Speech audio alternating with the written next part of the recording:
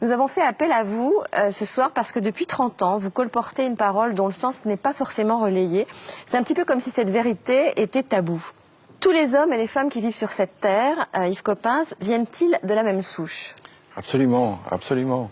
Tous les premiers hommes sont apparus en Afrique et depuis les premiers hommes, on considère qu'il y a eu 100 milliards d'êtres humains sur la Terre.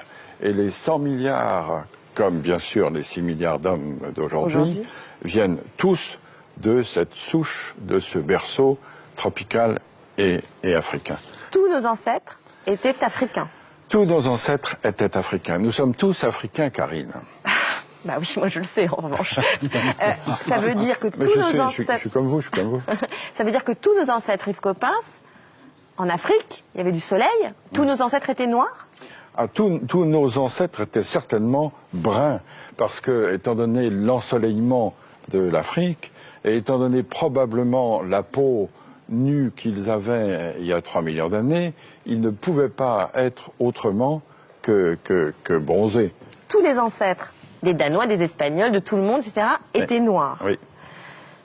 Pourquoi ça ne se sait pas, à votre avis? Vous le dites, vous, depuis 30 ans. Ben oui, mais ma petite voix ne porte pas suffisamment. J'ai une voix confidentielle. J'imagine la tête du monsieur hyper raciste qui est en train de regarder, qui fait non, pas vrai. Pas vrai. Oula, demain, vous allez avoir du courrier.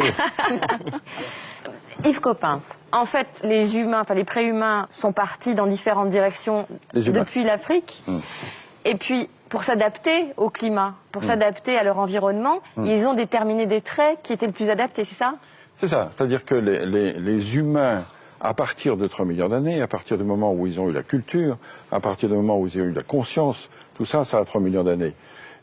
Petit à petit, se sont déployés et ils ont atteint d'autres climats. Et petit à petit, se sont adaptés à autre chose. Par exemple, pour aller en Asie, ils ont dû traverser des montagnes très très hautes, très ensoleillées. Et donc, petit à petit, leurs yeux se sont adaptés, c'est ça?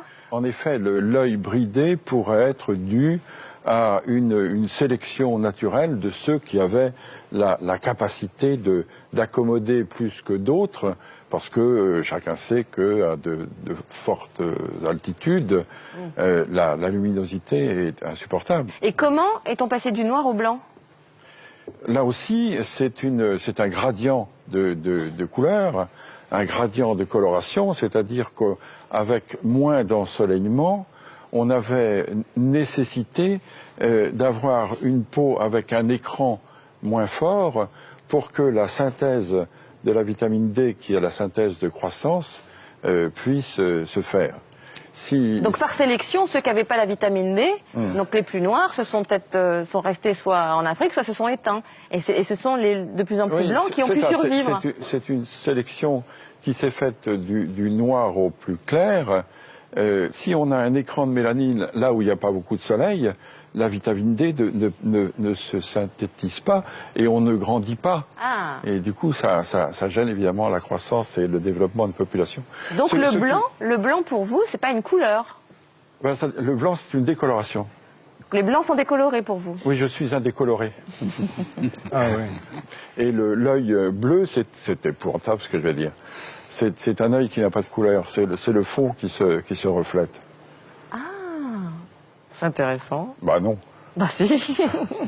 Merci beaucoup Yves Coppens. Et je voulais ajouter quelque chose qu'on ne sait peut-être pas assez. Vous savez qu'aujourd'hui, les 6 milliards et demi d'hommes qui sont sur la Terre sont 6 milliards et demi d'Homo sapiens sapiens. Or, dans la classification, notre classification scientifique, le genre Homo, c'est le genre humain. Le premier sapiens, c'est l'espèce sapiens, et le deuxième sapiens, c'est la race. C'est-à-dire on est tous Homo sapiens sapiens. On peut être tous racistes, ça n'a pas d'importance, puisqu'on est tous de la même race. Donc il n'y a qu'une race. Ah oui, il n'y a qu'une race. Oui. Donc scientifiquement, Yves Coppens, les races n'existent pas. Oui, c'est ça. C'est-à-dire que scientifiquement, les races de 36 000 animaux existent toujours, mais en ce qui concerne l'humanité, il y a pour le moment sur la Terre une seule race humaine, qui est la race sapiens, de l'espèce sapiens, du genre Homo. Merci beaucoup Yves Coppens. Merci beaucoup, José.